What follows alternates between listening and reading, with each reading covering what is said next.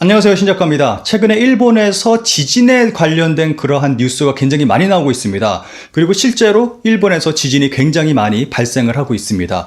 그리고 유튜브에서도 일본에 7월 달에 지진 온다, 이러한 영상들도 많이 올라오고 있고, 그리고 일본의 보도에서도 7월 달에 대지진이 올 수도 있다, 이러한 보도들도 많이 나오고 있습니다. 그리고 재미있는 것은 한국에 있는 무당분들이 일본에 지진이 온다, 대지진 확실하게 온다라는 그러한 예언하시는 분들이 굉장히 많습니다. 가을 이전에 일본은 한 번의 지진을 겪는데 이 나라를 탈출해야 되겠다 이런 생각을 가지고 아주 비행기 타고 자기 나라 버리고 도망가는 그런 상황들이 좀 연출될 수 있는 시기가 있습니다. 그게 바로 7월달, 8월달 정도로 봅니다. 일본을 봤을 때 기도에서 받아보니 지진이 또 일어나더라고요. 지진이 또 일어나는데 예사 지진이 아니라 정말 산이 두동강이가 난다 할 정도의 그런 큰 지진이 일어나고. 내가 봤을 때는 일본은 이런 말씀드리면 안 되지만 일본은 가라앉을 것 같아요. 나만 그런 게 아니라 그렇게 예언 받은 사람이 많을 거예요. 가라앉을 거예요. 쓸어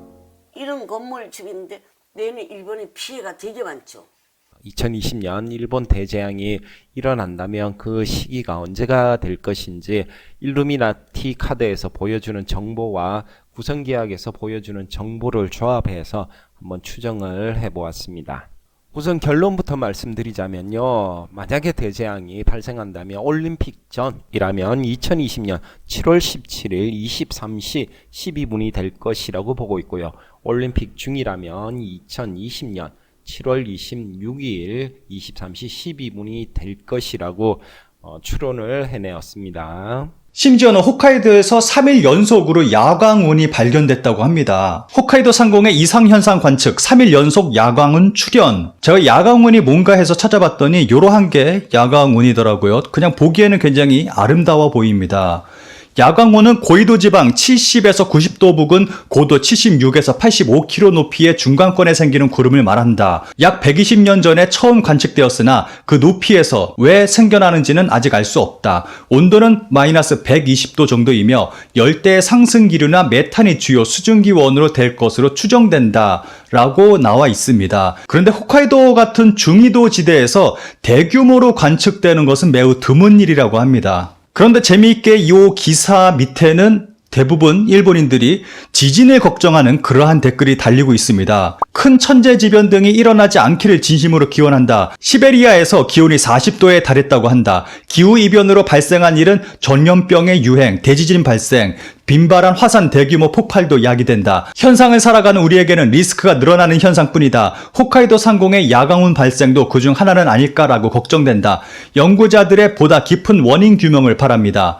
확실히 요즘 일본 열도는 이상하다. 어떤 일이라고는 말할 수 없지만 무슨 일이 일어날 것은 확실하다. 불안하지만 대응할 방도가 없으니 마음가짐만은 해두자. 일본에서 일어날 대지진에 대해서는 요 세 군데 지역을 말을 하고 있습니다. 왼쪽부터 난카이, 토난카이, 토카이 지진대로 분류가 되는데 이 지역은 대지진 진앙지로 유력한 세 곳입니다. 이 세 곳은 일명 난카이 트로프 지진대에 속해 있습니다. 보시는 그림은 도쿄 인근 스루가만을 진원지로 약 150년마다 주기적으로 일어나는 진도 8 이상의 초대형 지진 지대입니다. 일본 지질학자들이 기존 30년 안에 일어날 확률이 90%라고 발표했다가 혼란과 논란이 일어나자 축소 발표했다는 확률이 70%라는 그러한 지대입니다. 이 지역에서 일어난 마지막 지진은 1854년, 150년 후면은 2000년대인데 벌써 지났죠. 그런데 아직 안 오고 있습니다. 그리고 2011년에 발생한 도쿠 대지진의 영향으로 토카이 대지진의 원인이 되는 필리피판의 운동이 더 빨라진 것으로 밝혀졌다고 합니다. 미우라 반도의 악취, 다음은 보소 반도의 흔들림, 수도 직하 지진 근접 상황 증거라는 제목의 기사에 따르면 일본 기상청에 따르면 5월 규모 4.0 이상의 지진은 35회였는데 6월은 16일까지 26차례나 발생했고 최근에는 12일부터 매일 일어나고 있고 16일까지 5일 동안 총 15회에 이르고 있다고 전하고 있습니다.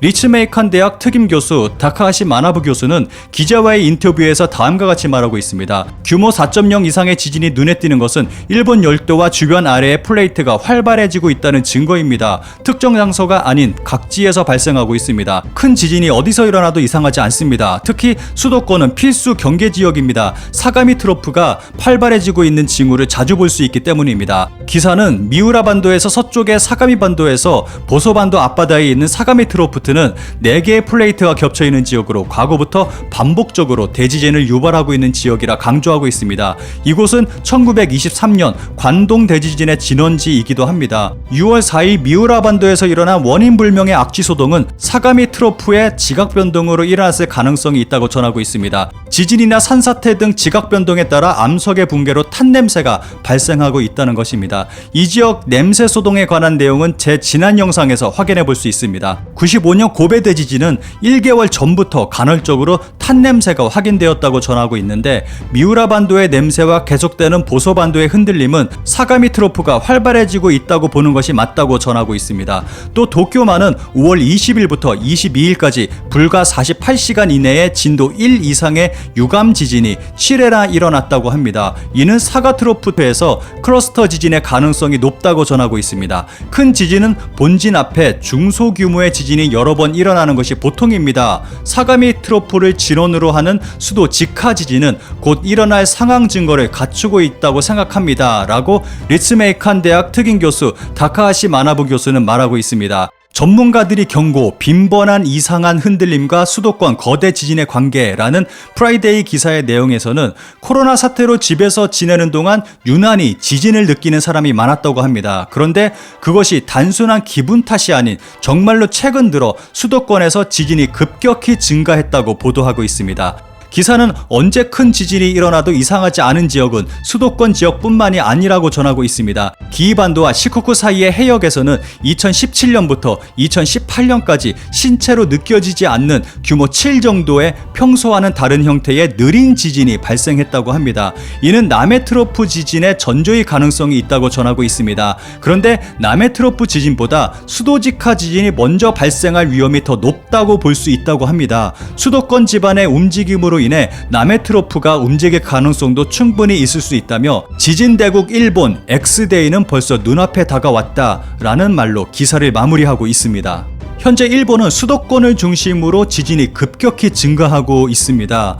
2011년 동일본 대지진 때와 굉장히 비슷하다고 하는데 요 그림은 2011년 동일본 대지진이 일어나기 전에 발생한 지진 분포도입니다. 그래서 요 그림을 보면은 앞으로 일본에서 어떻게 지진이 발생할지에 대해서 어느 정도 예측해 볼 수가 있습니다. 참고로 동일본 대지진은 2011년 3월 11일에 발생했습니다. 그래서 발생하기 전에 지금 뭐 한 2월 달 보고 계시는데 여러 지역에서 다발적으로 지진이 관측되고 있습니다. 그리고 3월 달 넘어가면서 빵 하고 터집니다. 굉장히 많은 지진이 다발적으로 급격하게 발생하고 있습니다. 그래서 현재 상황을 지켜보면은 앞으로 2011년에 발생한 동일본 대지진과 같은 이러한 현상이 발생하지 않겠느냐 하는 그러한 목소리가 많이 나오고 있습니다. 최근 일본에서는 지진의 발생이 굉장히 빈번하게 굉장히 많이 증가했습니다. 그리고 최근에 또 어떤 냄새가 난다, 그런 냄새 소동까지 있었고, 그리고 실제로 일본에서 그러한 기사들이 많이 나오고 있습니다. 7월달 아니면 곧 대지진이 발생할 수도 있다, 그러한 기사들이 많이 나오고 있습니다. 제가 본 어떤 일본 기사에서는 지금까지 볼 수 없었던 정말 초특급 메가 지진이 올 수도 있다, 그러한 기사도 본 적이 있습니다. 그리고 또 재미있게 7월달에 넷플릭스에서 일본 침몰 애니메이션이 방영될 예정에 있습니다. 넷플릭스 측에서 본다면은 7월달에 일본에서 대지진이 발생하면은 넷플릭스 측에서는 정말 대박이 터지는 일이죠. 사람들이 굉장히 많이 보게 될 것 같아요, 이 애니메이션을. 그런데 저는 솔직하게 말씀을 드리면은 일본에서 이러한 대지진이 발생하는 게 뭐 그렇게 신경 쓰이지는 않습니다. 일본에 정말 많은 지인들이 살고 계시긴 하지만 뭐 솔직히 말씀드리면은 좀 강 건너 불구경 뭐 그러한 심정이고 뭐 그렇게 신경 쓰이거나 하는 그러한 일은 아닙니다. 정말 걱정이 되는 거는 솔직하게 말씀드리면은 일본인들 많은 생명이 죽어간다? 뭐 가슴 아픈 일이지만 그렇게 중요한 일은 아니라고 생각합니다. 그런 것들이 정말 중요한 것, 정말 심각한 일은 이 지진으로 인해서 또다시 일본의 원자력 발전소가 또 피해를 입게 되고 폭발하게 되고 하게 된다면은 이거는 일본만의 문제가 아니라 전 세계의 문제로 확대가 될 수가 있습니다. 2011년도에 우리는 그것을 확실하게 눈으로 확인을 했습니다. 그로 인해서 지구가, 전 세계가 피해를 입었습니다. 다시 한번 일본에서 지진이 발생해서 원자력 발전소 이러한 사고가 일어났는데 일본이 이것을 그냥 눈 감고 방치해 둔다? 저는 일본을 용서할 수가 없습니다.